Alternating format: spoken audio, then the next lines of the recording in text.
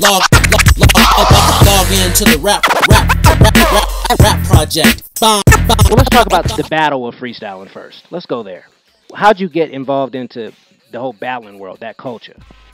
Battling world was something that I wasn't really a battle MC. I always told people I was an MC that was battled when needed.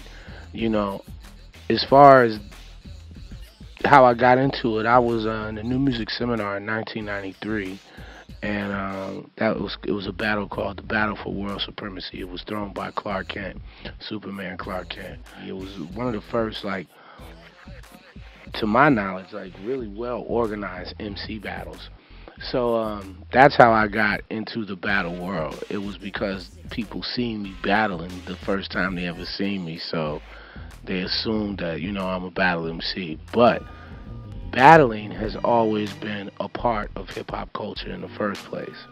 So, you know, that's just something that you have to have sharpened and honed as an MC. You know, we like gunslingers sometimes.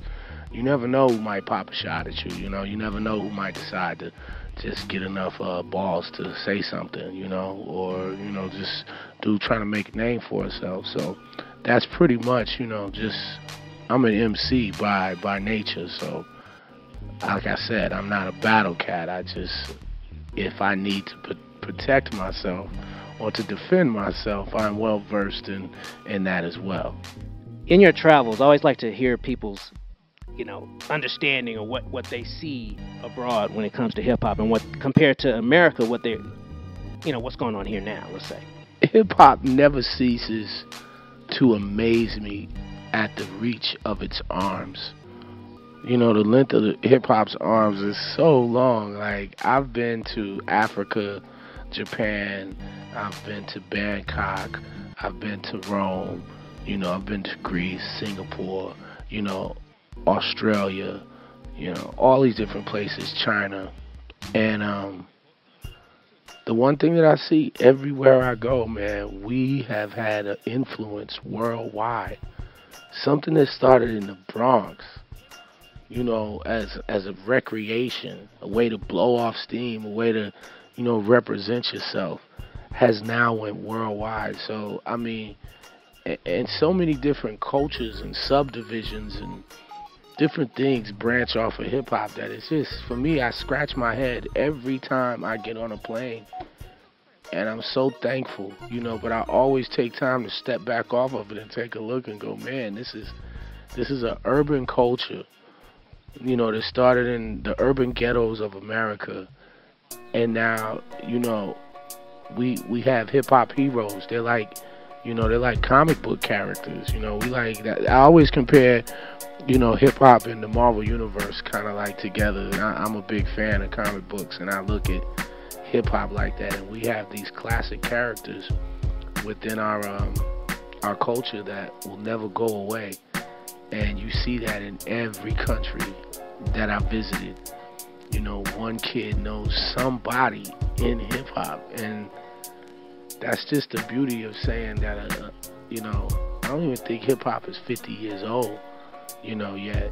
And it's still going, you know, and every single day you could go online and sit there for, you know, sit in your house if you could for like 2 weeks straight, and you would never watch the same artist, you know, for the whole 24 hours every day.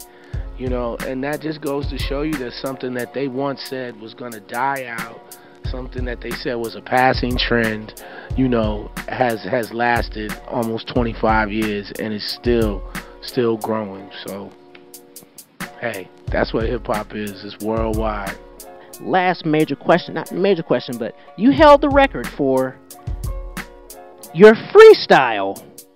Okay, let's talk about that, man. First off, how did this even come about? The world record attempt.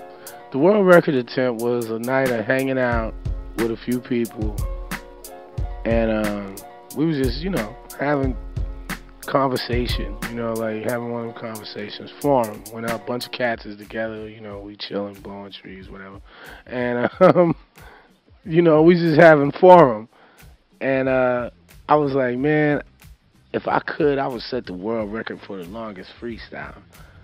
And there was a person in the room, and he was like, "What?" He was like, "You could do that?" And I was like, "I don't know. Can you do that?" So then I guess that was the beginning of the conversation. And from there, we did some research, and we found out, yeah, you can do that. You can set a world record for anything. And I was working with Chang Weisberg of, Rock the Bells, Gorilla Union. And he was throwing Rock the Bells, and he was like, "Yo, if you want, we can make it happen where you could do it at Rock the Bells." And I'm like, wow, that would be ill. So I seized the time. We called up about 4 or 5 DJs, maybe like 6 DJs, and told them, "Hey, we need you here for this day, and that's going for a world record." And that's exactly what I did, and I rhymed for 9 hours and 15 minutes off the top of the dome. I mean, I'm sorry. And that's really how it happened. That's how the whole idea came about. It was just, having an idea. Ideas are worthless if we don't act upon them, and it was an idea that I acted upon, and, it was fun. So, I mean, how'd you even prepare for it, though? I mean, were you sitting down? I mean, was it just a constant at it, or what? Well, the way I prepared was, at that point I just started training again. I was trying to get myself in shape. I got in better shape, for one. Number two, I would rap for like 2 or 3 hours a day at a time to kind of like get my mind prepared for what I had to do. Like just put on one beat and just rap, walk around the house completely engulfed in rhyming from everything that I was touching. Like just really conversating with myself for hours on end, And I would only do like 2 to 3 a day. I didn't want to wear myself out before that. And other than that, just got rested and made sure that I was prepared. And the way I had the stage set up, I had it set up to feed me, on times where I might run, the subject matter was running low, which it never runs low. But I had so many things. I had encyclopedias, comic books, different things. I had people with eraser boards on each side of the stage that was writing on the stage, writing different phrases and words on the eraser board. And that's really what we did. That's the way we killed it the whole day. Wow. Well, congratulations on your career, man. I mean, you're an interesting cat, you know what I mean? And you're dope, you know what I'm saying? I mean, forget it. This brother's dope. That's all there is to it. MC Supernatural.